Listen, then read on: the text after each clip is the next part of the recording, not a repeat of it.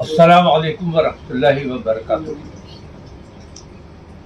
میں توقیر رضا خان بریلی شریف سے آج کل اجمیر شریف اور وہاں کے خدام حضرات کے سلسلے میں خاص طور سے یوٹیوب پر اور واٹس ایپ پر میں ایک عجیب قسم کی بحث و مباحثے دیکھ رہا ہوں، سن رہا ہوں اور اس سے بے حد بیزار ہوں، بہت تکلیف ہو رہی ہے۔ اور غریب نواز سے عقیدت رکھنے والے تمام سنیوں کو ان چیزوں سے تکلیف ہو رہی ہے۔ میں اس سلسلے میں اس طرح کہنا چاہتا ہوں کہ ہندوستان کا ہر مسلمان، وہ چاہے کسی فرقے سے تعلق رکھتا ہو، کسی طبقے سے تعلق رکھتا ہو، وہ اگر مسلمان ہے تو یہ غریب نواز کا احسان ہے کہ غریب نواز کہاں سے چل کر کہاں آئے اور کن لوگوں کو کس طرح سے ایمان کی دولت سے نوازا۔ اور غریب نواز نے جن لوگوں کو مسلمان بنایا، ان کے ایمان و عقیدے پر جب حملہ ہونا شروع ہوا تو اعلیٰ حضرت تشریف لائے اور اعلیٰ حضرت نے غریب نواز کے بنائے ہوئے مسلمان کے ایمان و عقیدے کی حفاظت فرمائی اور خانقاہی نظام کو بچانے کا کام کیا۔ تو زیادہ تفصیل کی بات نہیں ہے، اس وقت صرف اتنا کہنا چاہتا ہوں کہ غریب نواز نے اپنی خدمت کے لیے جن لوگوں کو پسند فرمایا، اپنی خدمت کے لیے جن لوگوں کو مامور کیا، وہ خاندان در خاندان، پشت در پشت وہ خدمت کرتے چلے آ رہے ہیں۔ ان کے معاملات میں دخل دینا یا ان سے بھی میری یہ درخواست ہے کہ اخلاق ہماری سب سے بڑی ذمہ داری ہے، اور غریب نواز کے جو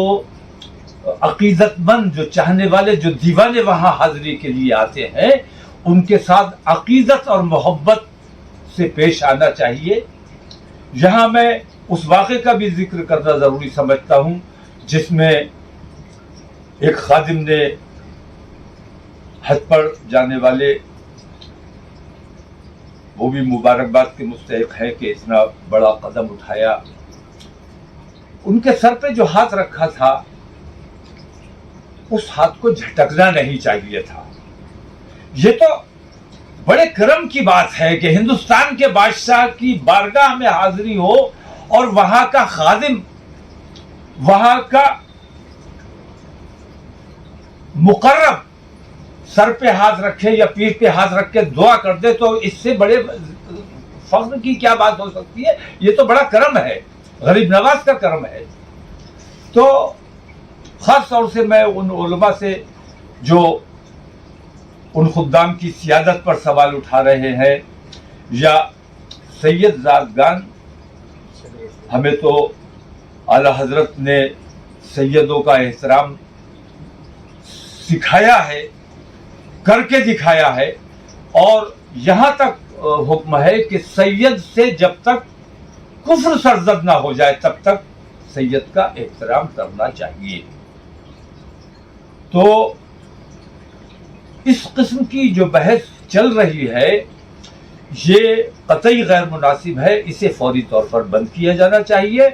اور یہ قطعی نامناسب ہے۔ دو بڑی خانقاہوں کو لڑانے کی جو کوشش کی جا رہی ہے، یہ میں سمجھتا ہوں یہ فطرہ ہے، اس فطرے سے اپنے آپ کو روکنا چاہیے، کیونکہ ہم فطرے کو پسند نہیں کرتے، ہم خانقاہوں کو جوڑنا چاہتے ہیں، خانقاہوں کو میں لڑائی اور فساد کرنا نہیں چاہتے۔ اعلیٰ حضرت نے ہمیشہ اتحاد و اتفاق کا پیغام دیا ہے۔ ہو سکتا ہے خدام حضرات کی بھی بہت بڑی تعداد ہے، بہت بڑا خاندان ہے، ہو سکتا ہے کہ کچھ